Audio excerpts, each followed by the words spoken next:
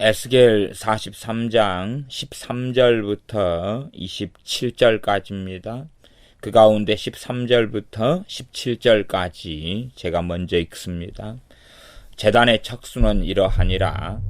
한 자는 팔꿈치에서부터 손가락에 이르고 한 손바닥 넓이가 더한 것이라. 제단 밑받침의 고가 1척이요 그 사면 가장자리의 광이 1척이며 그 가으로 돌린 턱의 광이 한 뼘이니 이는 제단 밑 받침이요 이 땅에 닿은 밑받침 면에서 아래층의 고가 2척이요 그 가장자리의 광이 1척이며 이 아래층 면에서 2층의 고가 4척이요 그 가장자리의 광이 1척이며 그 번제단 위층의 고가 4척이며 그 번제하는 바닥에서 솟은 뿔이 4이며 그 번제하는 바닥의 장이 12척이요 광이 12척이니 네모 반듯하고 그 아래층의 장이 14척이요 광이 14척이니 네모 반듯하고 그 밑받침에 돌린 턱의 광이 반척이며 그 가장자리의 광이 1척이니라. 그 층계는 동을 향하게 할지니라. 아멘. 제단에 대하여서 말씀하시는 것, 그 다음에 제단을 만든 다음에 제단을 봉헌하는 그러한 규례에 대한 말씀이 18절부터 마지막 27절까지 나와 있습니다. 하나님께서 에스겔 성전에서 이 제단의 척수를 이 차를 든 분을 통하여서 말씀하시는 것을 봅니다. 제단의 크기가 과거 성소에 있었을 때의 한 규빗으로서 5 곱하기 5 규빗이었고 솔로몬 성전 때는 20 곱하기 20 규빗이었고 여기 에스겔 성전에서 제단은 훨씬 더 복잡합니다. 크기 자체는 솔로몬 성전보다 20 곱하기 20보다 약간 다소 작다 그렇게 말할 수 있겠습니다만은 형태 자체가 밑받침이 있고 그 다음에 총 3개 층으로 이루어져 가지고 있습니다. 그래서 가장 위층 번제물을 드리는 그 가장 위층이 12 곱하기 12, 16절에 보면 그 번제하는 바닥의 장이 12척이요 광이 12척이다. 네모 반듯하다. 그리고 그 아래층이 14 곱하기 14다. 그렇게 해서 이 크기가 다양하게 다르게 흘러가는 이러한 3층의 구조를 가진 번제단이 되어집니다. 우리가 성소도 그렇고 솔로몬 성전에 있는 이 번제단도 그렇고 나아가 에스겔 성전에서 보여주시고 말씀하시는 번제단의 크기가 왜 이렇게 각기 상이한지까지는 알 수가 없습니다.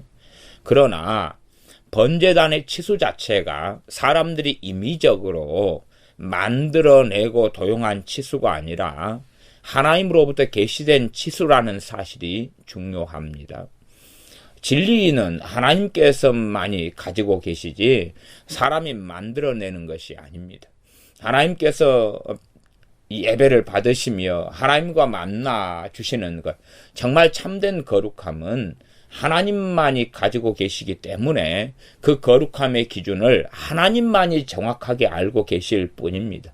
하나님께서 말씀을 통하여 또한 우리 주 예수 그리스도를 통하여 계시해 주지 아니하신다면 아무도 하나님의 의로우심이 무엇인지 하나님의 거룩하심이 무엇인지 알 도리 자체가 없습니다.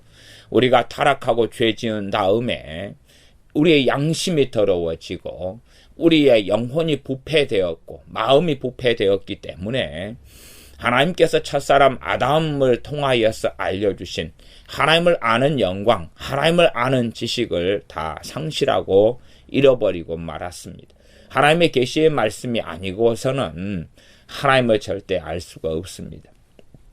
사람들은 끊임없이 자신의 생각으로 하나님을 측정하려 합니다. 자신의 머리로 하나님을 이해하려 합니다. 그렇기 때문에 이러한 에스겔 성전이나 솔로몬 성전이나 구약 광야 시대 때 하나님께서 계시하신 성소, 성막, 나아가 여러 가지 분향단이나 촛대나 또한 떡상 등등의 많은 것들에 대하여서 오히려 번잡스럽게 생각하고 왜 이렇게 불필요한 것들에 대하여 복잡하게 말씀하시는가 그렇게 생각하기 쉬울 것입니다. 끊임없이 우리는 우리 관점과 우리의 생각에서 이 스스로 진리를 고안해내고 살아가려 합니다. 포스트 모더니즘 시대에는 절대 진리는 없고 상대 진리만 있다. 어리석어지는 성서학자들은 이 하나님의 말씀인 성경을 연구할 때에 이제는 절대적인 진리의 기준에 따라서 말씀을 말씀으로 해석하고 바르게 문맥 가운데 성경을 보기보다는 한 단어나 한 구절이나 또한 감정적 정서적으로 자신의 마음에 감동되는 어떤 식으로든 상대적으로 절대적인 진리와 해석을 추구하기보다는 자의적으로 해석해 가는 시대 속에 살아가는 일들이 많습니다. 하나님께서 번제단의 이 치수 척수를 하나님께서 보여주시고 계시해 주신 것처럼 우리가 온전한 진리는 하나님께로부터 오며 또한 그 진리가 우리 주 예수 그리스도께로부터 온다는 것을 믿고 알아야 될 것입니다. 하나님께서 이 솔로몬 성전의 시대에 가장 하나님께서 싫어하셨던 것 중에 하나가 이 산당들입니다. 산당. 제 멋대로 하나님을 섬겨가는 것을 이야기합니다. 사사시대에도 가장 심각한 문제로서 지적되어진 것이 사사기에 보면 각기 자기가 옳은 대로 행하더라. 각기 자기가 옳다고 하는 대로 자기의 뜻대로 그렇게 살아가면서 하나님을 섬겼더라 하는 것입니다. 기도 생활도 샤머니즘적으로 주술적으로 각기 자기가 옳은 대로 행하는 기도 생활이 있습니다. 기도 생활의 표준과 모델은 두 가지입니다. 첫째는 진리의 말씀으로 기도하는 것입니다. 말씀 그대로 기도한다기보다는 말씀의 뜻을 이해하고 아는 가운데 말씀하신 하나님을 경외하는 가운데 말씀 안에서 기도하는 것. 두 번째는 성령님으로 기도하는 것입니다. 진리의 말씀과 성령님으로 기도하는 것이 기도의 근원이고 근본적인 것입니다. 너희는 그래서 성령님으로 기도하라 하는 말씀을 우리는 듣고 있습니다. 그러하나 사사시대나 이스라엘 시대의 많은 경우에 각기 자기 뜻에 옳은 대로 자신의 소견에 옳은 대로 행하였더라 하는 것처럼 또한 산당을 지어서 자기 마음대로 그렇게 하나님께 예배하고 하나님을 섬기는 모양을 가졌으나 그러나 잘못된 길로 걸어가고 말았습니다. 이슬람의 세력 같은 경우는 자신들은 같은 아브라함의 조상에서 흘러나와서 그래서 이 마호메트를 통하여 계시를 받았다. 그러면서 이제 마음대로 성경의 말씀과 다른 그러한 이 하나님에 대한 이야기를 합니다. 그렇기 때문에 그것은 완전히 잘못된 종교이고 사실은 마귀적인 종교입니다. 어리석은 사람들은 4대 성인 가운데 마호메트를 였습니다마는 결코 어찐 마호메트가 성인의 반열에 들어갈 수 있단 말입니까? 그건 불가능한 이야기가 되어집니다. 이슬람 세력이 강성한데 그것은 악의 축이고 공산주의, 북한의 공산주의가 악한 것처럼 그렇게 함께 악할 뿐이고 마귀의 앞잡이에 불과할 뿐입니다. 그러함에 그러한 것을 자각하지 못하는 자들은 참 어리석습니다. 한국교회 어리석음도 심각한데 한국교회의 많은 사람들이 이 북한 김정은, 김일성, 김정일의 공산주의가 어떤 건지 알지 못한 채 그들과 함께하며 동조하며 그들을 환영하며 함께 길을 걸어가려고 하면서 We are the world, 우리는 하나, 우리 민족은 하나란 사상에 한국교회가 젖어들어 살아갑니다. 그러나 북한의 공산주의가 적그리스도의 세력이고 마귀 앞잡이고 또한 공산주의의 세력을 따르는 정복주의, 정복 좌파가 이 마귀의 하수인의 길을 걸어간다는 것을 깨닫고 알아서 악은 그 어떤 모양이라도 버리라 하는 말씀을 다시 기억해야 합니다. 단지 정치적인 문제가 아니라 교회를 말살하고 신앙을 무너뜨리고 주 예수님을 부인하며 주님을 믿는 사람들을 죽이고 멸망시키려는 그 세력이 공산주의 세력이고 빨갱이 세력이 되어집니다. 이것을 정치적인 문제라고 생각한다면 한국 교회는 정말로 정신병에 들어버렸고 정신분열에 들어버렸다. 그렇게 말할 수밖에 없겠습니다. 많은 헌금을 통하여서 북한에 헌금을 보내면서 북한의 세력과 공산주의를 일깨워주고 새로 세워주려는 그러한 어리석은 작태들은 없어져야 할 것입니다. NCK나 WCC는 성경을 자의적으로 해석하는 데 앞장서 갑니다. 자기 마음대로 성경을 해석하면서 하는 말은 다른 것이라고 그럽니다. 틀린 것이 아니라 다르다 하는 주장을 합니다. 전에 유기성 목사님 같은 사람도 트위터 등가를 통해서 WCC에 대하여 이것은 틀린 것이 아니라 다른 것이다. 그렇게 명확하게 견해를 밝혔던 일이 있습니다. 그러면 최소한은 그런 견해를 밝힌 것이 눈 가리고 아웅하는 것보다는 저는 정직하다 그렇게 봅니다. 그러나 WCC는 다른 것이 아니라 틀린 것입니다.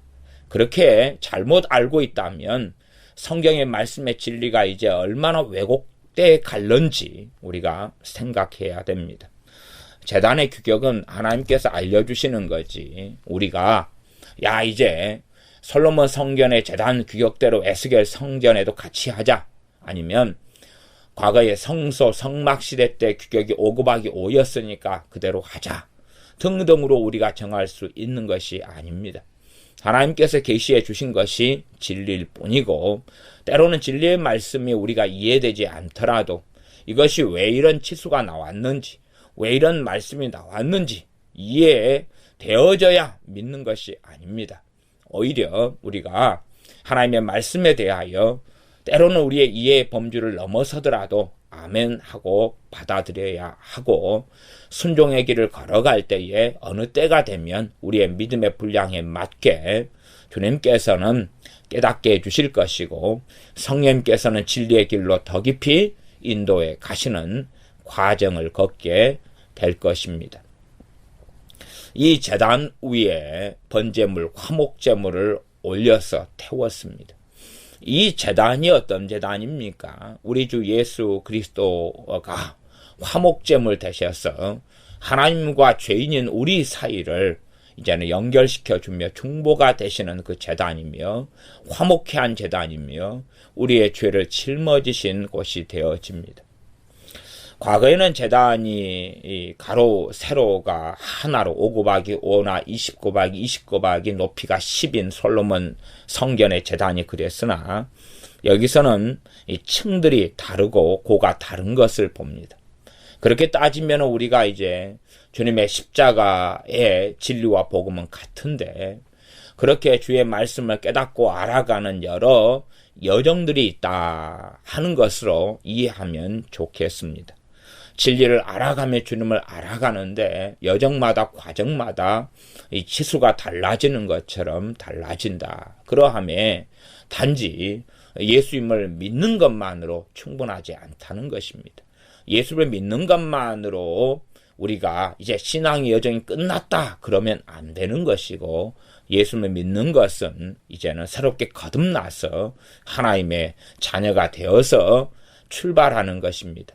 우리의 자녀가 태어난 다음에 이제 태어났으니까 끝이다 생각하면 자녀는 짐승의 단계에서 남을 것이 아니겠습니까?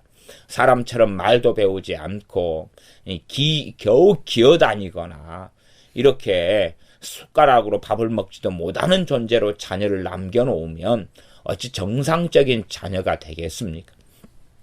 하나님 말씀 66권 가운데 가장 깊이 있는 진리가 주 예수 그리스도의 십자가에 대한 복음이고 십자가의 진리가 가장 깊은 것입니다. 그러나 사람들은 그것을 가장 가볍고 혹은 통과 의례로 생각하는 정도로 그치고 주 예수 그리스도의 십자가에 대한 깊은 세계 속에 들어가지 아니합니다. 그러하나 그런 사람들은 쉽게 처음 사랑을 잃어버리고 또한 주님의 의로서 살아가다가 자신의 의로, 자신의 행위로 쉽게 전향하고 맙니다. 그러면서 복음의 진수를 놓쳐버리고 하나님께서 보여주신 놀라운 십자가의 도 가운데 나아가지 않습니다. 십자가의 복음, 십자가의 도가 얼마나 위대한지, 얼마나 찬양할 만한지, 얼마나 찬미할 만한지, 얼마나 하나님의 지혜의 부요하심에 대하여 하나님 아버지를 경배할 만한 것이 십자가의 복음인지를 알지 못합니다. 우리가 십자가의 복음에 대하여서 더 깊이 알아가면 알아갈수록 더 경탄하고 감사하며 경배하며 노래할 수밖에 없는 것이 아버지 하나님께서 이 땅에 보내신 그 아들 대신 우리 주 예수님을 통한 십자가의 복음이 되어집니다. 그러하기 때문에 멸망하는 자들에게는 멸망의 증거가 되지만 구원 얻는 우리에게는 하나님의 말할 수 없는 능력이 되는 것이 십자가의 도고 십자가의 복음인 것을 예수님의 사람들은 발견해 가고 더 깨달아 가고 더 알아가야 됩니다. 그런 의미에서 저는 이 에스겔 성전을 통하여 보여주신 이 제단이 각기 다른 층이나 또 밑받침 가운데 3층으로 올라가 있다는 것을 봅니다. 단지 그냥 간단하고 단순하게 과거에는 계시되었는데 그러나 이제 더 깊은 계시가 에스겔 선지자를 통하여서 성전과 그 앞에 성소 앞에 있는 안뜰에 있는 제단을 보여주셨을 때에 과거의 제단보다 더 복잡해지지만 더 깊은 하나님을 알며 하나님께서 주시는 예수 그리스도를 통한 복음의 진수 속에 더 깊이 나아가려는 계시의 여정이 있다는 것을 봅니다. 13절로 돌아가겠습니다. 제단의 척수는 이러하니라. 한 자는 팔꿈치에서부터 손가락에 이르고 한 손바닥 넓이가 더한 것이라. 그렇게 해서 보통 사용하는 한자가 한 45cm라면 거기 한 손뼉 넓이를 더해서 한 7.5cm 정도 더해서 일반적으로 52.5cm 혹은 52cm 편리하게 그 정도로 잡고 최소한은 과거에 쓴 한자보다는 더 넓은 한자를 쓴다. 이게 하나님께서 에스겔 선지자를 통해 보여주신 성전 혹은 여러 제단부터 재는 이러한 치수 사용 방법이었습니다.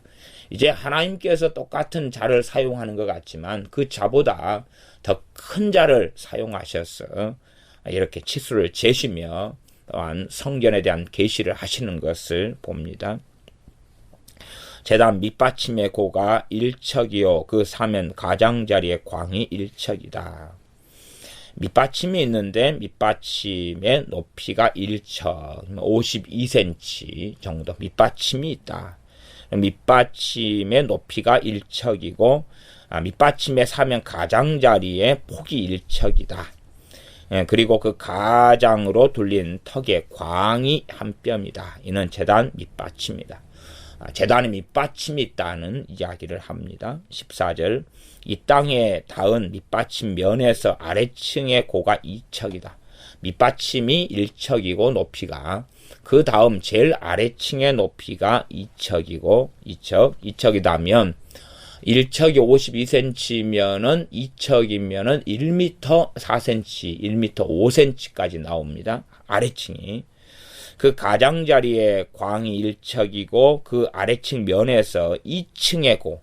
다시 또 이제 2층의 높이가 있는데 그게 4척이다. 4척이면 간략하게는 한 2m가 넘겠습니다. 그 가장자리의 광이 1척이고 그 번제단 위층의 고가 4척이다. 그 번제하는 바닥에서 솟은 뿔이 넷이다. 번제단의 뿔 넷은 이 과거의 성소의 번제단부터 솔로몬 성전, 에스겔 성전에 이르기까지 다 동일합니다. 이 번제단 뿔에 피를 발라서 속죄를 이루어 갔던 일들이 계속 이어져 옵니다.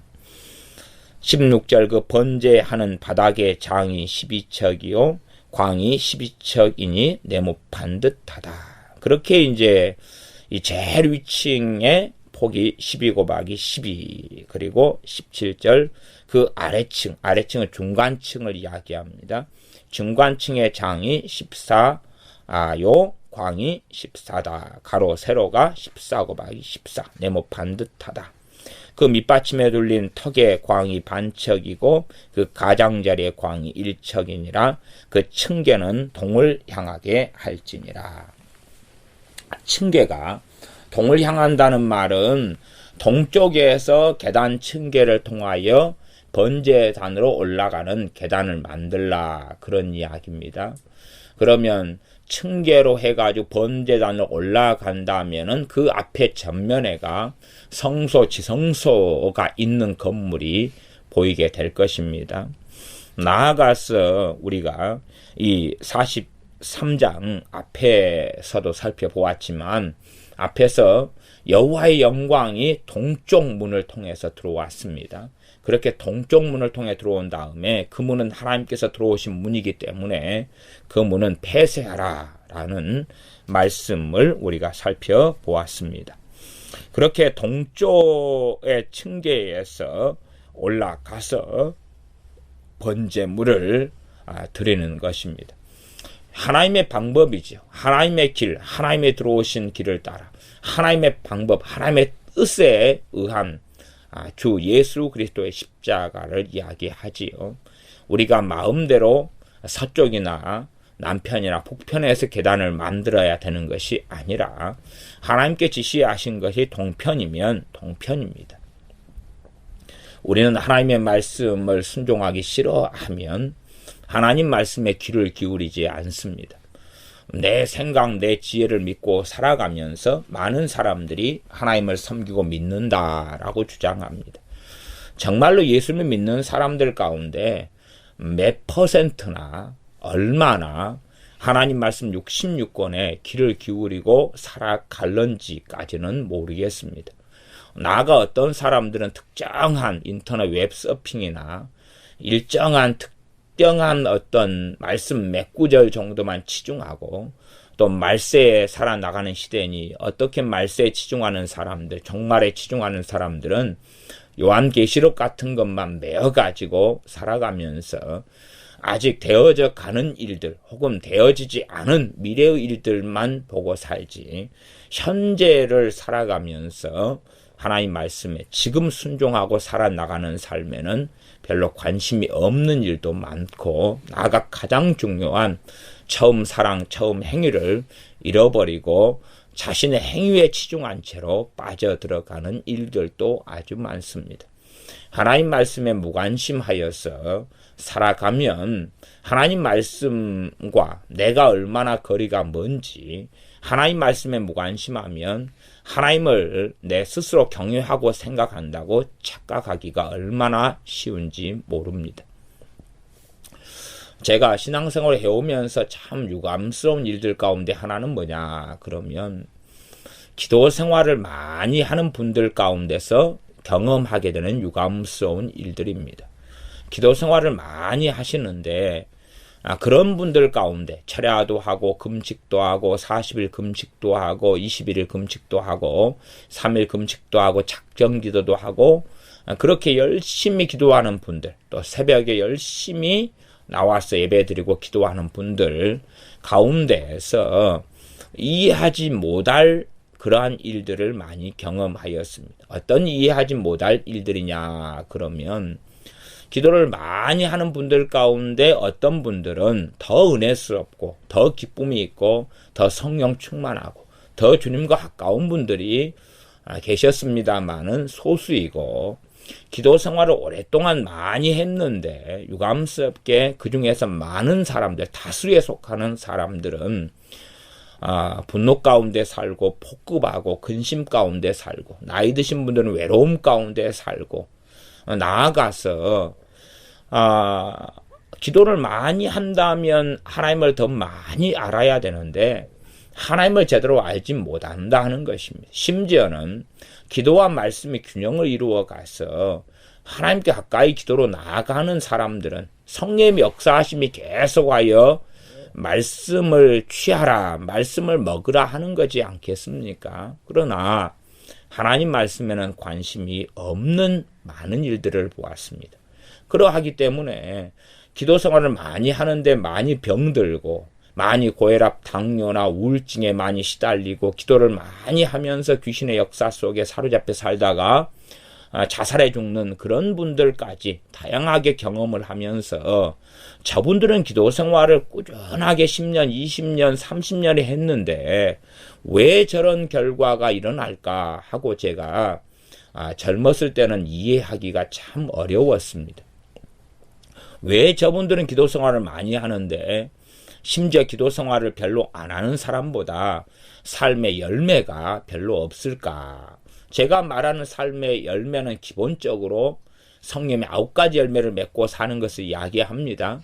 성공한다거나 부요함을 얻는다거나 한재산 챙기는 것 이런 것보다는 정말로 하나님 안에 거하는 기쁨과 평안과 화평과 즐거움과 희락과 성령 충만함 속에 살아가는 것을 이야기합니다. 하나님의 사랑을 경험하고 하나님의 사랑을 누리고 그러기 때문에 하나님의 사랑으로 사람을 사랑하는 걸 배우고 하는 등등의 많은 것들을 이야기합니다.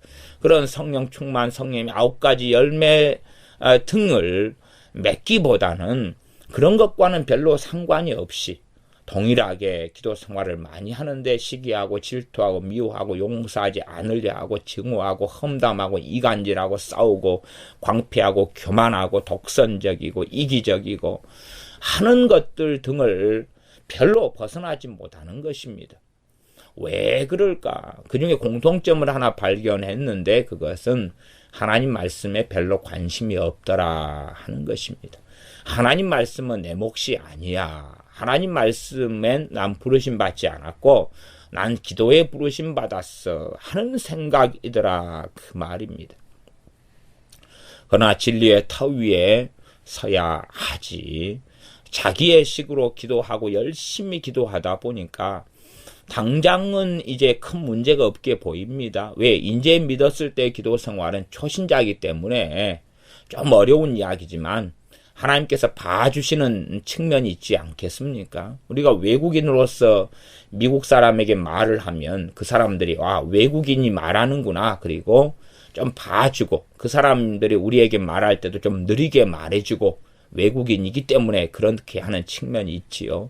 그런 것처럼 이제 믿을 때는 성령님께서 더 도와주시는 면도 기도 생활에 있을 거고 또한 하나님께서 봐주시는 측면도 있다고 봅니다. 어리니까. 그런 시간이 흘러가도 오히려 더 어리석은 기도들이 더 많아져 갔어. 그렇게 기도 생활에 10년 한 다음에 저에게 이제 어떤 분들이 물으십니다. 뭐라고 물으시냐 그러면 이 목사님 기도를 어떻게 해야 됩니까? 라고 물어요. 기도 생활을 몇 년 하셨는데요? 10년요. 그런데 뚱딴지 같은 질문을 하시는 겁니다. 기도와 말씀이 함께 간다면 어떻게 기도해야 됩니까? 라는 방법론을 찾지 않을 거라고 저는 생각합니다. 어떻게 기도해야 됩니까?가 아니지요.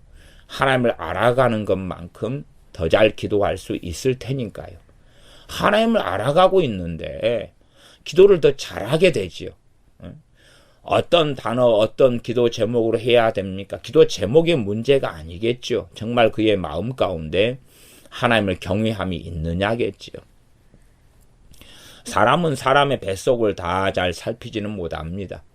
그래서 외형을 보지만 하나님께서는 그 말 이전에 그 사람의 중심을 감찰하시며 마음 뱃속의 진심을 들으시는 분이 하나님이십니다. 그렇기 때문에 우리의 마음이 하나님께 향해져 있어야 하는 것이지 그게 기본적인 것이지 내 평상시에 내 말이나 행동과 소위는 내 마음대로 하고 기도할 때만 좋은 화려한 좋은 기도 제목들 가지고 열심히 한다 그래서 하나님께 들으심을 얻지 못하는 것은 당연한 일이 아니겠습니까? 그러하나 사람들은 끊임없이 기도에 대한 신앙 서적 등을 통해서 방법론을 찾습니다. 방법론. 자신은 변하지 않으리 하면서 방법론을 찾습니다. 더 효과적으로 기도하는 방법을 찾습니다. 또한 그러한 성경 구절들을 발견하기를 좋아합니다. 물론 정상적으로 신앙생활 해가는 사람들, 그러면서 기도 생활에 발전해가는 사람들에게 다양한 기도에 대한 말씀들은 도움이 될 것입니다. 그러나 정상적으로 주님을 알아가고 믿음이 성장해 가지 않으면서 기도에 대한 어떤 말씀들을 통하여 기도 응답에 획기적인 응답이 오게 하려고 한다면 그것은 잘못된 일이 됩니다. 그러므로 한국교회에 기도 생활하는 분들 가운데 심각한 우려 중에 하나는 기도 생활은 많이 하는데 하나님 말씀에 관심이 없다. 한국교회 또 우리들의 믿는 사람 가운데 가장 심각한 문제는 하나님 말씀을 사모하지 않는다. 하나님 말씀에 목마르고 배고파하지 않는다.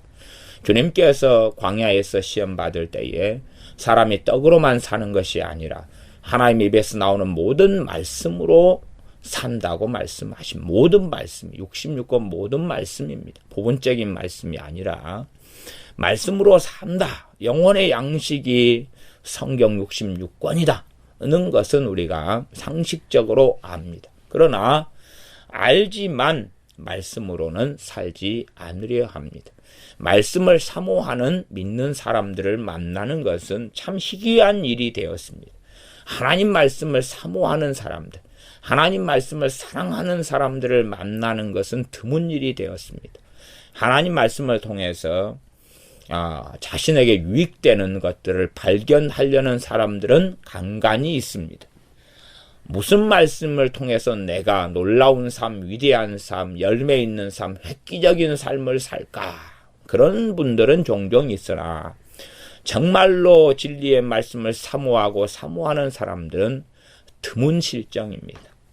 주님께서는 진리의 말씀을 사모하는 사람을 하나님 자신을 존중하는 사람으로 여기셔서 그들을 존중해 줄 것입니다. 나를 존중히 여기는 자를 내가 존중히 여기겠다는 것이 하나님의 말씀이고, 하나님의 말씀을 업수히 여기는 사람들에 대하여 하나님께서 나를 존중히 여기는 자들이 아니다 라고 말씀하십니다.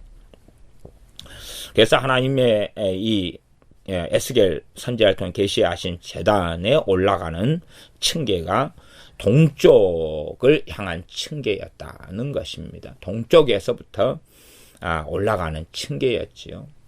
18절 그가 내게 이르시되 인자야 나 주 여호와가 말하노라 이 제단을 만드는 날에 그 위에 번제를 드리며 피를 뿌리는 규례가 이러하니라. 선지자 에스겔에게 인자야 나 주 여호와가 말하노라 이 제단을 만드는 날에 그 위에 번제를 드리며 피를 뿌리는 규례가 이러하다. 이 에스겔 선지자를 통해 보여주신 이 성전의 제단을 만드는 날에 이렇게 해가지고 이 제단을 하나님께 봉헌하면서 이 제단을 정결하고 거룩하며 깨끗하게 하라. 그렇게 말씀하셨습니다. 그 내용들이 아주 구체적입니다. 그렇기 때문에 이러한 구체적인 내용을 통해 볼 때는 에스겔 선지자에게 보여주신 성전이 단순한 이러한 주 예수 그리스도에 대한 모형과 그림자는 맞지만 그러나 그냥 상징으로서 보여주는 성전은 아니다라고 저는 생각합니다.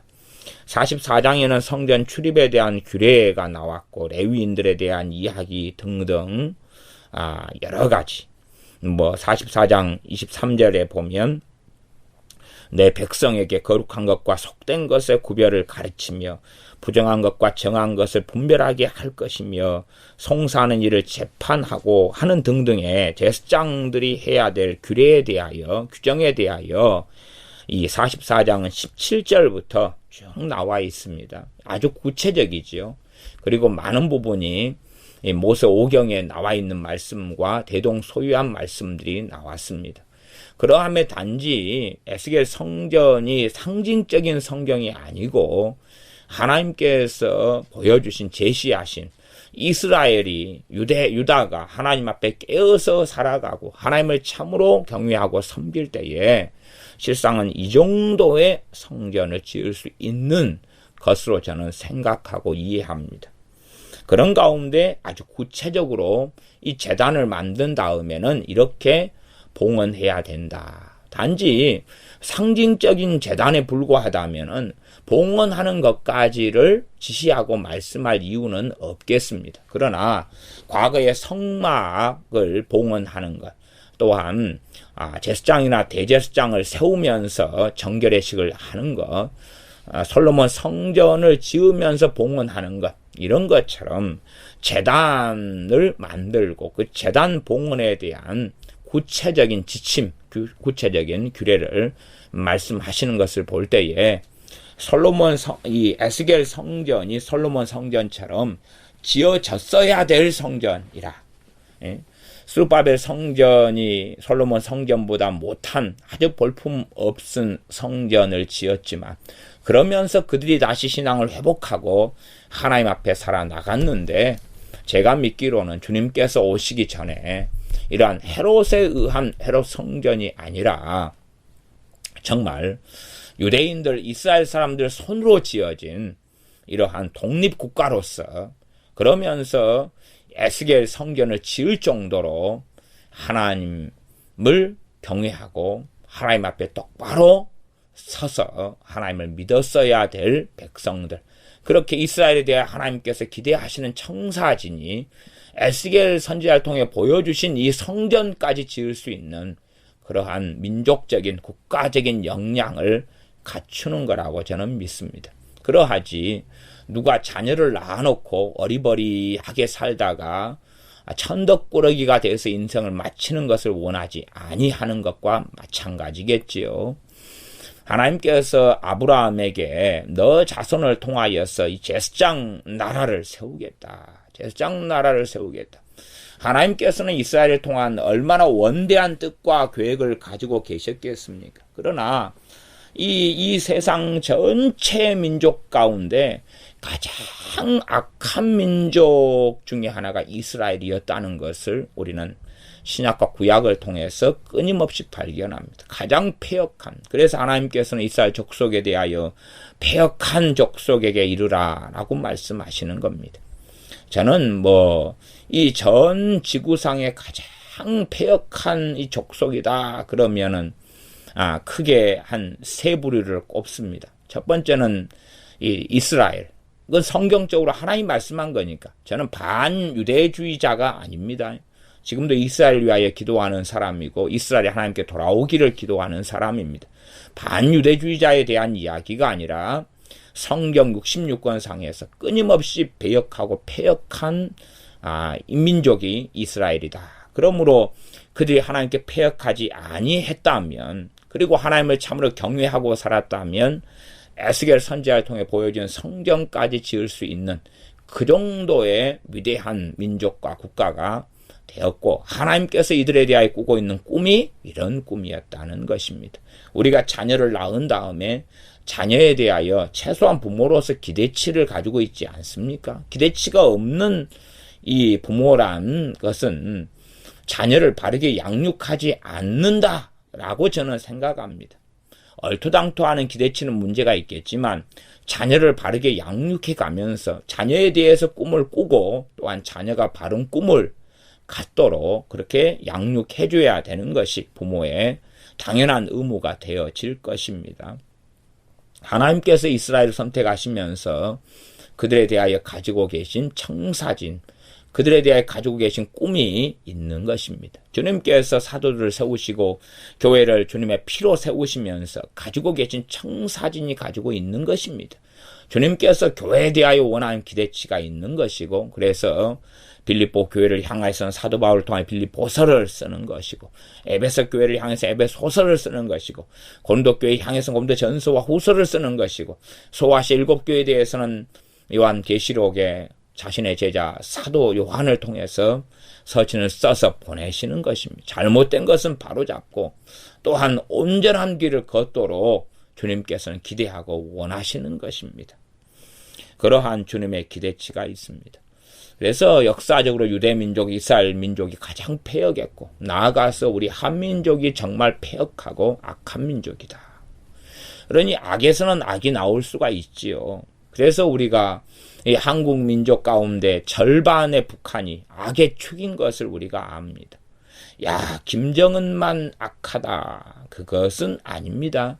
김정은만으로 북한 사회가 공산주의 사회가 되는 것이 아닙니다. 얼마나 공산주의가 악하고 악했는지는 역사적 문헌들이나 혹은 6.25 전쟁의 자료들만 살펴봐도 알 수가 있습니다. 우리 동네야 여순 반란 사건이 일어났던 곳이기 때문에, 그리고 이 공산주의자들 통하여서 무수한 학살이 자행됐던 학살지만 해도 우리 교회 근처에 몇백 미터만 가면 크게 두 군데가 있기 때문에 얼마나 공산주의의 폐역이 악함이 강렬한지, 나아가서 대한민국 안에 이 북한은 공산주의로서 악의 축, 마귀의 적그리스도의 사자로 살아가고, 나아가 한국 교회나 또한 한국 민족들 사이에 얼마나 온갖 거짓말과 흑색 선전이 난무하고 방송을 통하여 온갖 이간질과 악독이 가득한 걸 볼 때에 이게 한국 민족의 현주소다. 나아가서 5천년 역사 속에서 끊임없이 이 악하게 살아왔던, 3년마다 전쟁의 포화 속에 내후 외환 속에 살아왔던, 하나님의 심판과 징계 속에 살아왔던 한민족의 역사를 통해 볼 때에 얼마나 분열과 다툼과 싸움과 이간질에 능한 그러한 민족이 한민족이고, 그러함에 이 한민족이 얼마나 폐역하고 악했는지 그런 것을 우리가 살펴볼 수 있습니다. 어리석은 사람들은 이스라엘을 미워하기를 좋아하고 우리 한민족을 미워하기를 좋아합니다. 또한 IS 같은 이슬람 세력들, 그들이 본질적으로 터키나 이란, 이라크나 이런 지역들이 먼저 복음이 증거되어진 지역들 아닙니까? 그러하나 지금은 하나님을 다 등지고 떠났고, 그래서 이 무서운 이슬람을 믿는 추종하는 이슬람 세력이 되고 말았습니다. 사람을, 특별히 여자를 개돼지 취급하는 그런 이슬람에 대하여 잘못된 길을 걸어갔지. 우리 한국 민족이 악하다는 증거 중에 하나도 벌써 우리나라의 일반적인 통계 자료를 보면 이슬람을 믿고 따르는 사람들이 30만 명 이렇게 육박했습니다. 30만 명이 넘었다는 자료가 있습니다. 정확하게 몇 명인지까지는 저는 모르겠습니다만은 그런 어떤 자료들이 30만 명이 넘었다 그러면 뭐 못해도 몇십만, 20만 뭐 이 정도는 넘지 않겠습니까?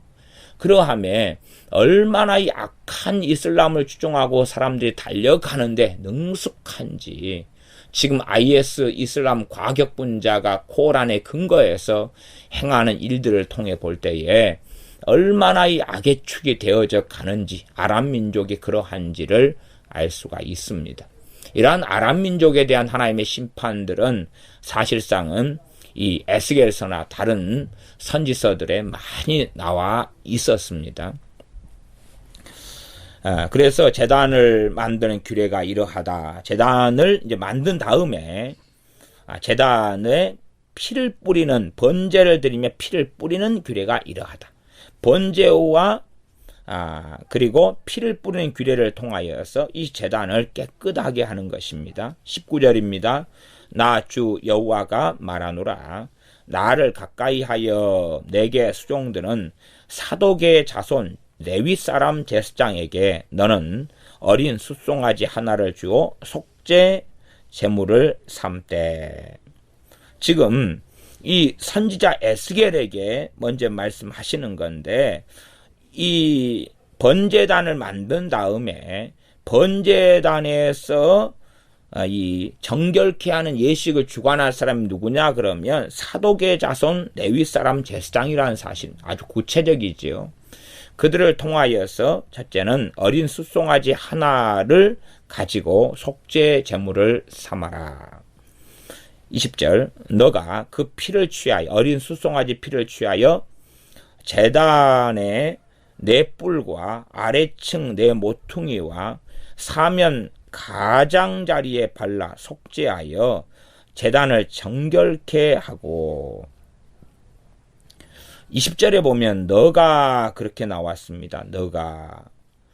너가 그리고 이 레위 사람 사독의 자손 레위 사람 제사장에게 너는 어린 숫송아지 하나를 주어 속죄 제물을 삼아라. 그리고 너가 그 피를 취하여서 제단의 네 뿔과 아래층 네 모퉁이와 사면 가장자리에 발라서 속죄하여. 뭐 너가 그럴 때에 어떻게 잘못 성경을 해석하거나 번역하거나 이럴 때 혹은 잘못했다기보다도 좀 다르게 이해한다면은 제사장한테 너가 그렇게 말할 수 있겠는데 그래서 너가 그 말을 우리가 볼 때는 선지자 에스겔에게 너가 그렇게 말하는 걸로 보입니다.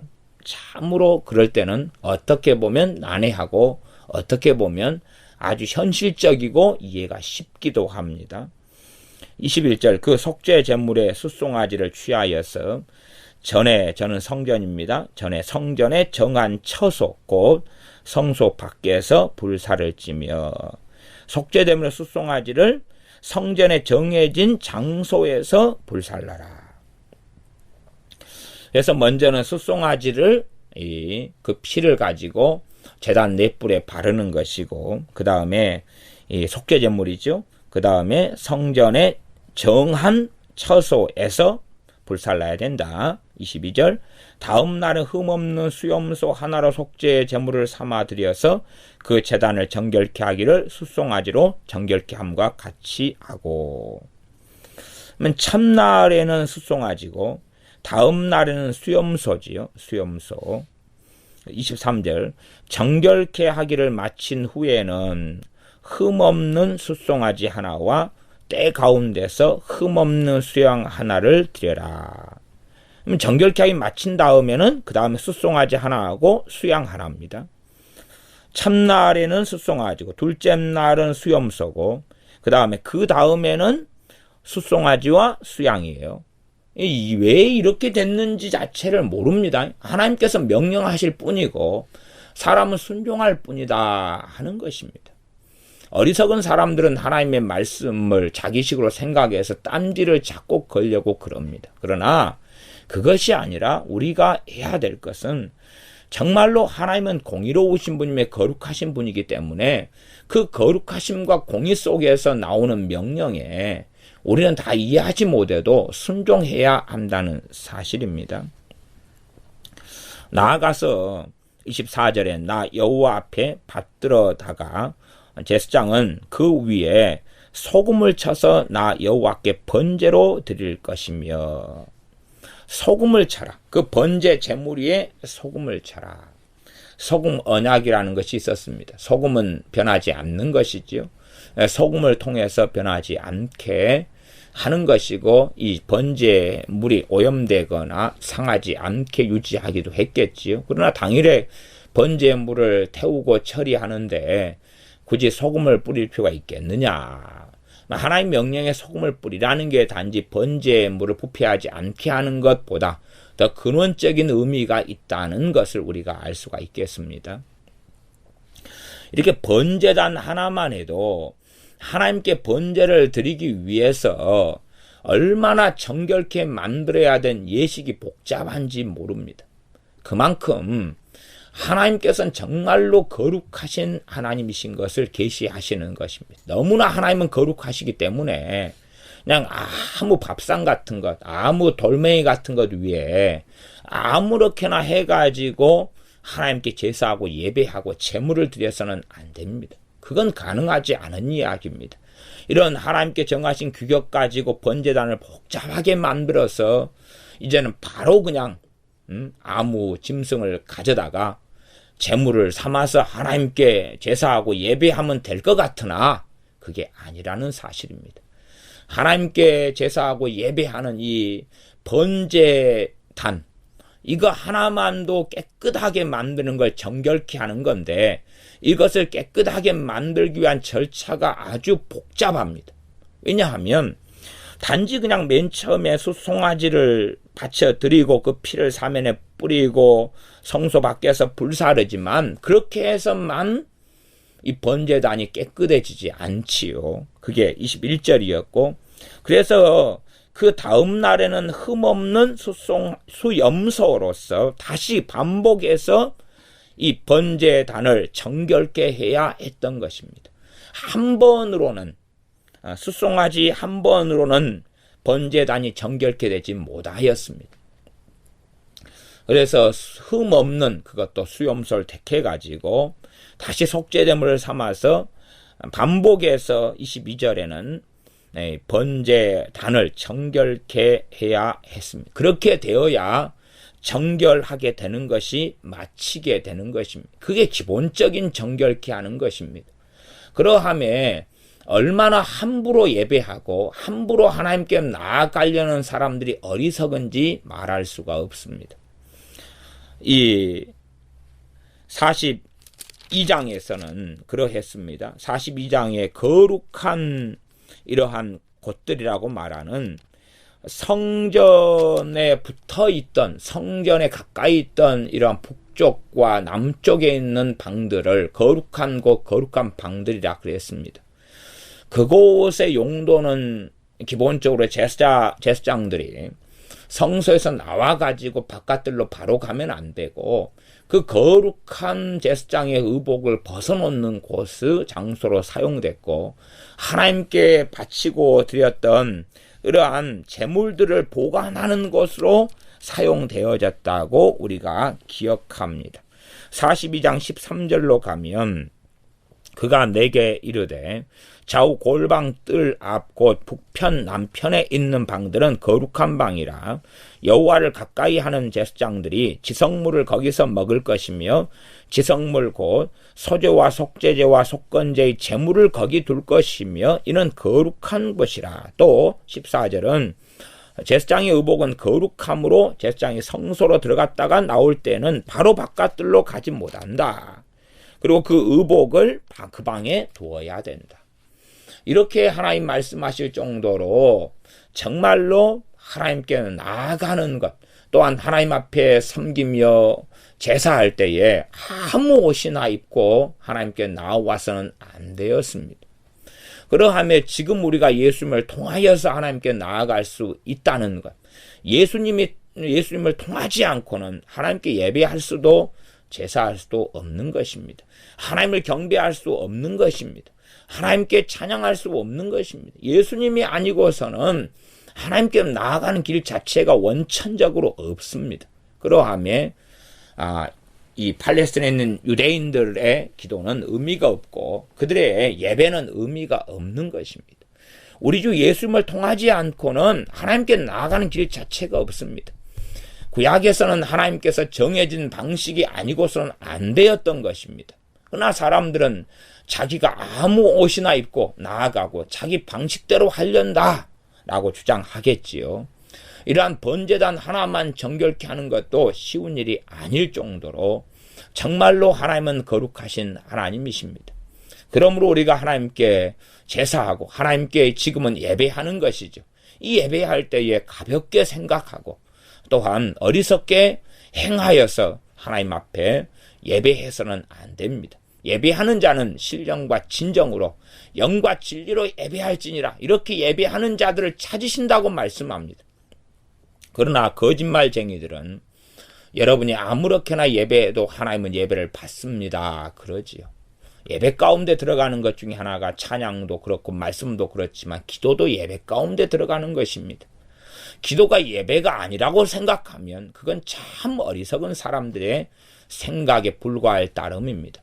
그러므로 기도할 때도 마음과 뜻을 모아서 영과 진리로 예배하는 자로서 기도해야 하는 것입니다. 편리적인 말은 당신의 기도들은 하나도 땅에 떨어지지 않습니다. 당신의 예배는 하나님이 다 받으십니다. 다 갚아주실 겁니다. 그러면 사람들은 환호하며 할렐루야 그러겠죠. 그러나 그것은 거짓말입니다. 거짓말. 하나님께서 찾으시는 예배자는 영과 진리로 예배하는 예배자를 찾으시는 것입니다. 하나님은 참으로 거룩하신 하나님이셔서 아무나의 예배를 받으시는 것도 아니고 아무나의 기도를 받으시는 것도 아닙니다. 기도하는 사람들은 진리에 따라 기도할 것이며 성령에 따라 영과 진리로 또한 기도해야 될 뿐만 아니라 근원적으로 참으로 바른 마음, 바른 정신, 바른 뜻, 또 정직한 마음으로 하나님 앞에 나와 기도해야 합니다. 그것이 가장 중요한 근원적인 것입니다. 그러나 그렇게 하지 않고 악한 마음과 악한 계교와 탐욕과 정욕 가운데서 기도한다. 그것은 응답받지 못한다고 야고보서 4장 2절에 기록된 것을 우리는 봅니다. 사람 구하여도 받지 못하는 것은 너희가 얻지 못하는 것은 구하지 않기 때문이요. 구하여도 받지 못하는 것은 정욕으로 쓰려고 잘못 구함이니라 하는 말씀을 우리는 기억합니다.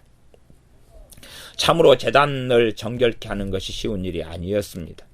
나아가 23절 정결케 하기를 마친 후에는 흠없는 숫송아지 하나와 때 가운데 흠없는 수양 하나를 드려야 한다. 24절 드리되 나 여호와 앞에 받들어다가 제사장은 그 위에 소금을 쳐서 나 여호와께 번제로 드릴 것이며 소금을 쳐라. 그 의미가 다 무엇인지 알지 못합니다. 소금을 치라. 그러면 좀 상징적인 이야기로 흘러가자면 주님께서 너희는 빛과 소금이라 그랬습니다. 빛과 소금이라. 소금을 쳐서 드리라. 소금을 쳐서 드리라. 우리 편에서 소금을 치는 거지요. 소금을 치는 것. 우리가 참으로 주님께서 받으실 만한 삶을 통해서 하나님께 제물과 예물을 드리는 것입니다. 단지 그냥 숫송하지만 많이 잡아다가 바치면 되는 것도 아니고 보자면 여기에 하나를 할 때에 나는 하나가 아니라 10마리를 바칠 수 있어. 그러면 하나님이 10배로 그냥 기뻐하시겠지. 그게 아니라 하나 바치라고 하면 하나 바치는 거예요. 하나 바치라고 하나 바치는 거예요. 제가 노숙자 분들이 자주 이렇게 이 예배당으로 찾아옵니다. 찾아와서 도와달라고 손을 뻗칩니다. 그래서 예전에 제가 철없던 시절에는 목회 초년생이었을 때는 되도록이면은 가진 것들을 다 주는 방식이었습니다. 심지어는 빚을 내 가지고 주는 식으로도 돈을 몇십만 원씩도 어렵다 그러면 챙겨주곤 했습니다. 그런데 그렇게 주고 나고 엎드려서 기도할 때 되면 저는 성령님께 책망을 종종 들었습니다. 그것이 너 돈이냐 하는 책망까지도 들은 적이 있습니다. 그런 다음에 노숙자의 딱한 이야기를 듣고 딱한 사정에 안타까워서 몇십만 해주고 간 다음에 어느 날은 그 돈으로 술 마시고 있는 노숙자를 보기도 하였습니다. 그렇게 우리가 우리의 마음의 힘에 지나도록 어렵다 힘들다는 사람을 도와주는 것이 하나님의 뜻이 아니라는 사실입니다. 우리가 여유가 있으니 하나님께서는 흠없는 수양 하나를 지목하시는데 나는 100마리를 드려버리지 이런 것이 아닙니다.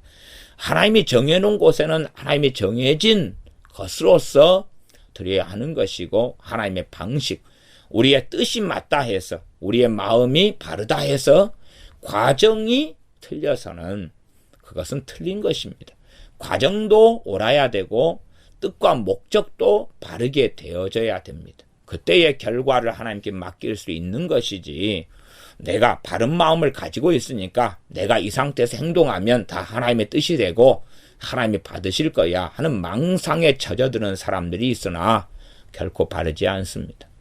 노숙자분들이 와서 내가 그들을 너무 사랑해 힘에 지나도록 교회 헌금을 탈탈 털어서 도와줘야 되겠다. 그것이 제 동기가 바르고 뜻이 바르렀다 해서 하나님께 칭찬 듣는 게 아니었다는 사실입니다. 오히려 책망 듣는 게 많았습니다.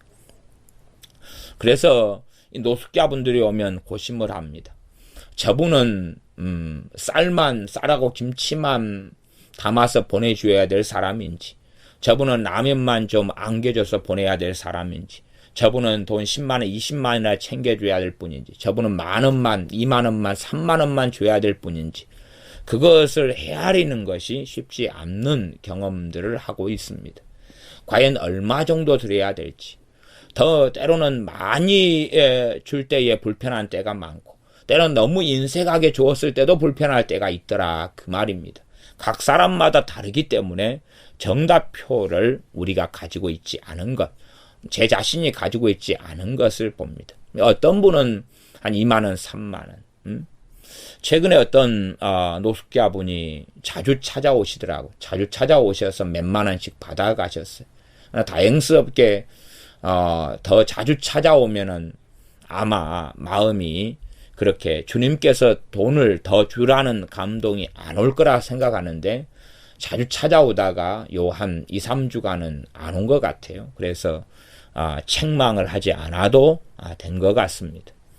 뜸했으니 또 다시 한두 주일 안에 오지 않을까 싶은데 자주 올 때는 액수가 적어지고 간혹 올 때는 액수가 많아지고 뭐 그런 상식은 있는 것 같습니다. 우리가 정말 내 방법을 찾고 추구하는데 내 방법이 아니라 주님의 방법입니다. 우리의 마음이 옳다 하더라도 마음의 동기가 선하다 할지라도 하나님의 과정에 맞아야 됩니다. 그 위에 소금을 쳐라. 우리가 참으로 하나님 앞에서 하루하루를 바르게 살아가면서 하나님께 제물을 드려야 합니다. 우리의 생활은 하나님과 아무 상관없이 살다가 예배만 잘 드리면 돼. 뭐 어떤 책은 그런 책도 있지 않습니까? 예배에 성공하면 모든 게 성공한다. 그러나 내 삶 가운데서 거꾸로 말할 때에 내 직장에서 주님이 안 계시고 그래 세상 사람과 함께 같이 똑같이 살아가고 내 가정에서 주님이 안 계시고 내 대인관계에서 주님이 안 계시고 내 혼잣말 속에 내 전화통화 속에 주님이 안 계시는 사람이 그런 사람이 주님께서 받으시는 온전한 예배를 드릴 수 있겠느냐는 것입니다. 소금을 쳐가지고 하나님 앞에 제사장은 번제물로 드려야 한다는 것이 24절입니다. 너희는 빛과 소금이라 할 때에 우리가 소금의 삶을 살고 이것이 이제 저는 개인적으로 이것이 상징하는 의미 가운데 하나지 않는가라고 생각합니다. 나아가서 이 소금이 저는 하나님을 신뢰하는 믿음도 포함될 수 있다고 생각합니다. 정말로 하나님의 약속과 언약이 또한 하나님께서 신실하신 분이신 것을 내가 믿느냐 하는 것입니다. 우리가 신실함으로 하나님께 나아가야 되는 소금, 또한 하나님께서 참으로 불변하시며 신실하신 하나님이라는 것을 믿는 소금, 그러한 소금이 우리에게 있어서 그 소금을 칠 수 있느냐 하는 여러 가지 영적인 의미로서 저는 소금을 생각합니다. 소금 언약은 불변의 언약이 되겠지. 하나님의 약속은 불변인데 그 불변의 언약 가운데 많은 부분이 가변적인 요소를 가집니다. 우리가 어떻게 살아가고 어떻게 행하느냐에 따라서 변화가 많이 되어집니다. 25절 7일 동안은 매일 염소 하나를 갖추어 속죄 제물을 삼고 또 어린 숫송아지 하나와 때 가운데서 수양 하나를 흠없는 것으로 갖출 것이며 7일 동안은 매일 염소 하나하고 숫송아지 하나하고 수양 하나, 이제는 그때는 7일 동안은 3마리죠. 3마리. 그것을 가지고서 속죄 제물을 삼아 가지고 하나님께 드려야 된다. 제단을 정결하게 한 다음에 이 제단에서 이 7일 동안 이 3마리를 골라서 속죄 제물을 해가지고 드려야 된다고 이야기합니다. 26절 이와 같이 7일 동안 제단을 위하여 속죄 제물을 드려 정결케 하며 봉헌할 것이다. 야, 제단을 위한 속죄 제물만 해가지고 정결하게 하는데 날이 얼마가 필요합니까? 7일이 필요해요. 이 순서적으로 숫송아지 또 수염소 이렇게 해가면서 약간의 애매성은 이 본문 안에 존재합니다만은 그러나 결과적으로 문맥적으로만 간략하게 본다 그러면 이 제단을 봉헌하는 것 자체가 쉽지 않다는 것입니다. 정말 하나님의 온전함에 이르러서 하나님께 나아가는 것이 이 구약의 이 그림자와 모형으로 살아가는 시대에도 쉽지 않은 것입니다. 그러함에 과연 하나님의 거룩하심에 그 누가 이르를 수 있겠습니까? 하나님의 온전하심에 과연 그 누가 이르를 수 있겠습니까? 더군다나 이 제단의 봉헌이나 이런 것은 외형적인 것인 육체의 예법이라고 히브리서에 말씀합니다. 그러면 정말 우리의 마음은 외형적인 것이 정결케 되어서 하나님께서 받으심직하게 되는데도 이렇게 힘겹거늘 우리의 마음이 할례를 받는 것은 얼마나 힘겹고 어렵겠습니까? 하나님의 기준은 절대 낮추어지지 않습니다. 그러함에 우리의 인간의 힘과 노력으로 이 하나님의 기준에 외형적으로는 맞출 수 있게 보이지만 그러나 마음의 할례를 받을 수는 없습니다. 하나님의 절대적인 기준을 제시할 때에 이 기준이 얼마나 높고 엄정하고 또한 제단의 봉헌만 해도 많은 제물들로서 7일 동안의 시간이 필요한 것을 봅니다. 그래야지만이 겨우 제단이 정결케 되고 하나님이 받으시는 제단이 되었습니다.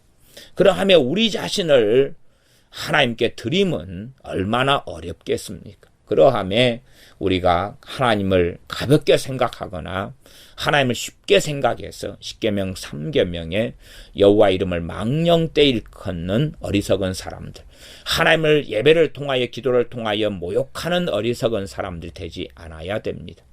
엘리 제사장은 자신은 하나님을 잘 섬겼다고 하지만 자신의 아들들이 제사장들이 되어져서 하나님을 모욕하는 길을 걸어갈 때에 이것을 심각하게 생각하기보다는 철없는 아이들의 장난으로 생각해서 시간을 보내고 흘러가다 보니까 너무나 나중에는 심각하게 되었던 것을 보았는데 그러나 더 이상 바로 잡기는 늦었고 하나님의 진노의 심판의 선고는 떨어지고 말았습니다. 그것처럼 정말 우리가 우리의 자녀들에게도 하나님을 가볍게 여기는 어리석은 일들을 행해서는 안 됩니다. 우리가 예수를 믿음으로 하나님께 나아갈 수 있다. 이것은 가벼운 이야기가 결코 아닙니다. 예수를 통하여 하나님께 나아가는 길이 열렸다. 아무나 오라까지는 좋습니다. 누구든지 와서 값없이 포도주와 젖을 사라는 것은 참 좋습니다. 그러나 그것이 하나님이 가벼워졌다거나 하나님께서 그 거룩하심의 기준을 낮추었다는 것이 아닙니다. 거룩함의 기준을 낮추셨다면, 하나님의 정의의 기준을 낮추셨다면 십자가는 없었을 것입니다. 하나님의 정의의 기준은 낮추어진 적이 없고 죄에 대한 하나님의 기준은 떨어진 적 자체가 없습니다. 구약에서 섬겼던 그 하나님이 신약에서 우리가 예배하고 기도하는 동일한 하나님이십니다. 그러므로 우리가 주님을 통하여 하나님께 기도하고 예배하며 주의 말씀을 청종하고 나아갈 수 있다는 것은 예수님을 통한 말할 수 없는 특권이고 은혜이기 때문에 아버지께 감사하며 우리 주 예수님을 찬양하고 경배해야 하는 것입니다. 이렇게 제단을 봉헌하는 것이 참 복잡했고 쉽지 않았다. 이 사람들이 하나님께 이 제물, 속죄 제물을 바치고 화목 제물을 바치는 것이 그 바치는 장소가 되어졌던 것이, 너희들이 내게 바치려고 이 제단을 만들었으니까 내가 다 받아주마, 그것이 아니었다는 사실을 기억하면서 27절로 넘어가겠습니다. 이 모든 날이 찬 후 제8일에와 그 다음에는 제사장이 제단 위에서 너희 번제와 감사제를 드릴 것이라. 제단을 다 깨끗하게 했으면 이제 휴식을 취해라 됐다가 아니라 제단을 만들어 가지고 제단을 정결하게 하는 것을 7일 동안 행했는데 그 다음에는 너희 번제물을 가지고 오고 감사제물을 가져서 하나님께 드려라. 제단을 만들고 이것을 정결케 할 수 있다는 것 자체가 하나님의 은혜의 문을 열어두신 것이기 때문에 너희는 마땅히 하나님께 감사 제물을 가지고 와야 된다는 것입니다. 그러나 사람들 생각은 그렇지 않지요. 우리가 기도할 수 있다는 것 자체만으로, 예배할 수 있다는 자체만으로, 예수님의 이름을 부를 수 있다는 자체만으로 하나님을 찬양하고 예배하며 경배해야 되는데, 내가 기도를 이렇게 며칠 했으니까 하나님이 내놔야 된다고, 내가 이렇게 예배를 10년 동안 드려왔으니까 하나님이 나한테 내놔야 된다고, 내가 주일날 예배를 열심히 안 빠지고 드렸으니까 하나님이 내게 복을 내놔야 된다고 생각합니다. 그러나 그게 아니라 하나님께 예배할 수 있는 것 자체가, 또한 이 제단을 만들어 너희 죄가 속하는 길을 열어둔 것 자체에 대하여 너희가 정말로 깨닫고 알면 번제물과 감사제물을 드려야 하는 것이라고 말씀합니다.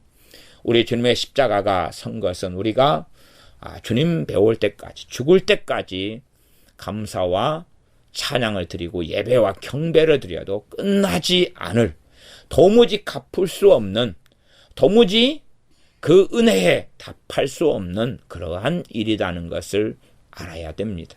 그러하지 사람들은 집을 산 것에 대하여 감사하고 차를 산 것에 대하여 감사하고 직장을 구함에 대하여 감사하지만 참으로 자신 예수를 믿게 되었다는 이 놀랄만한 일, 감당할 수 없을 만한 일, 또한 예배하는 특권을 가졌다는 정말로 감당할 수 없는 특권을 받은 것에 대한 것, 기도할 수 있다는 말할 수 없는 특권에 대하여 감사하기는커녕 내 마음대로 기도해놓고 왜 응답하지 않느냐고 하나님을 원망하는 어리석은 자리에 많이 섭니다. 이 제단을 정결하게 한 후에 너희는 번제물을 가져오고 감사제물을 가져와서 드려라 라고 말씀합니다. 이것이 우리가 바르게 생각해야 할 것입니다. 과거에 손양은 목사님의 두 아들이 이 순천에서 공산주의자들이 된 학생들, 청년들에 의하여 죽임을 당했습니다. 청년들이 순천에 여순 반란 사건이 일어나는 그런 때와 이제 맥을 같이 하는 것인데, 그때에 참으로 이 청년들, 지식층들이 공산주의 사상에 그렇게 심각하게 물들어 버렸습니다.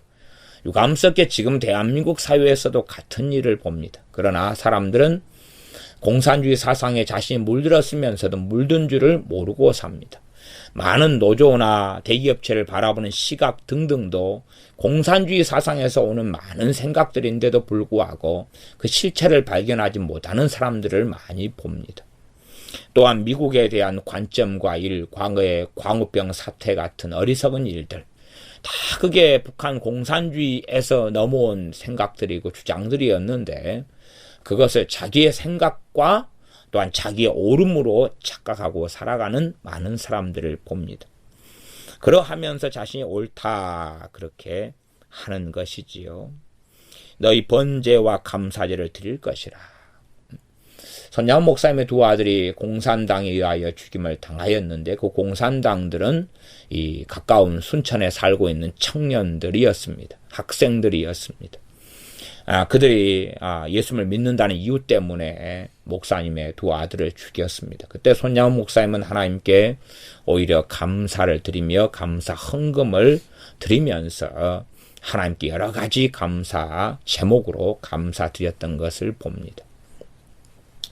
그러한 일이 벌어지려도 하나님께 자식을 한날에 다 잃어도 감사했던 하나님의 사람처럼 그것이 정상적인 믿는 사람의 자리라는 사실입니다.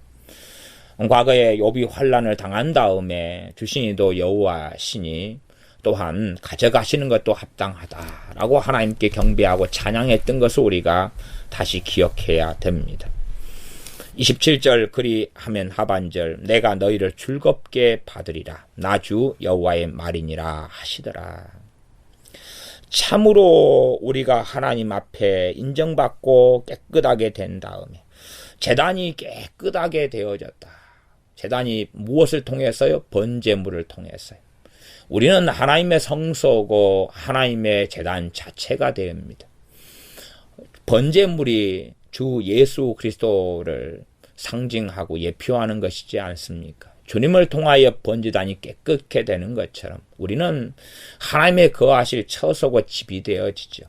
주님을 통하여 번제단이 깨끗하게 되는 것처럼 주님을 통하여 우리 자신들이 거룩해지는 것이고 깨끗해지는 것이고 정결해지는 것입니다.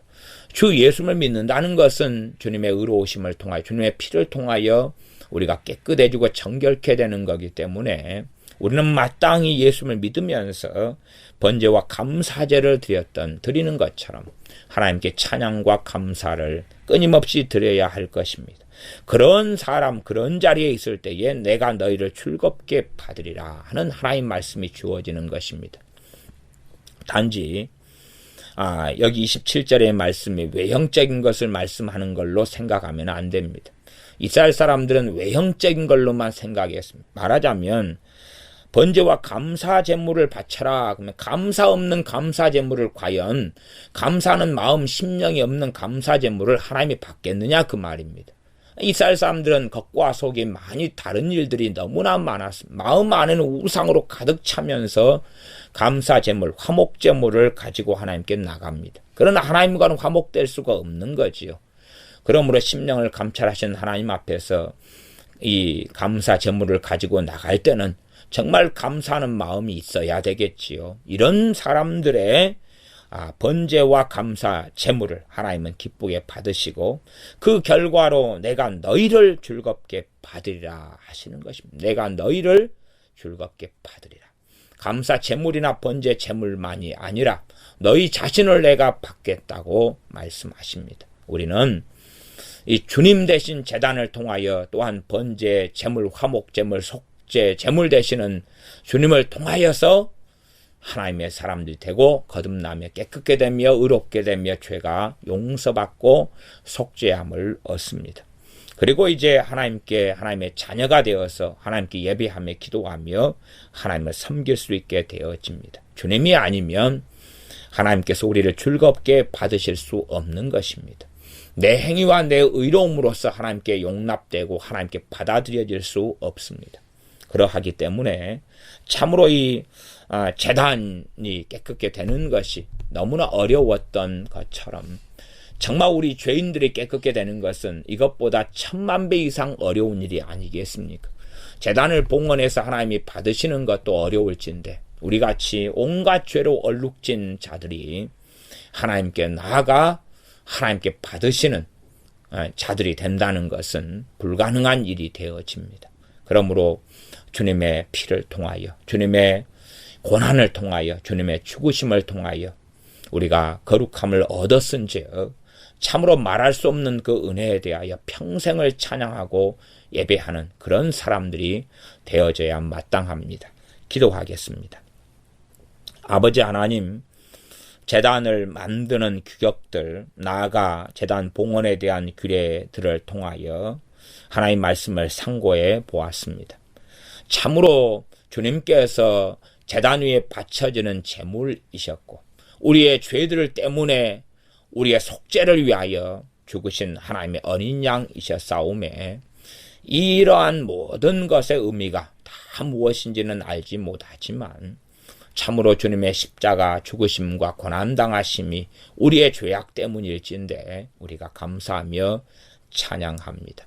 우리가 예배하고 기도할 수 있다는 것을 우리가 하나님께 무엇인가를 예배했기 때문에 기도했기 때문에 받아야 된다라고 착각하는 어리석은 자리가 아니라 예배할 수 있기 때문에 감사하고 찬양하고 또한 기도할 수 있기 때문에 주님의 말씀을 읽고 들을 수 있기 때문에 예배하고 찬양하며 오히려 감사 제물을 드릴 수 있는 그러한 바른 사람들이 되어져서 하나님께서 주님을 통하여 우리를 기쁘게 받으셨듯이 나아가 우리의 신앙의 여정과 삶 속에서 하나님께서 우리를 기쁘게 받으실 수 있는 그러한 진리의 말씀과 성령의 도우심을 통한 온전한 사람들이 되어지게 하여 주시옵소서.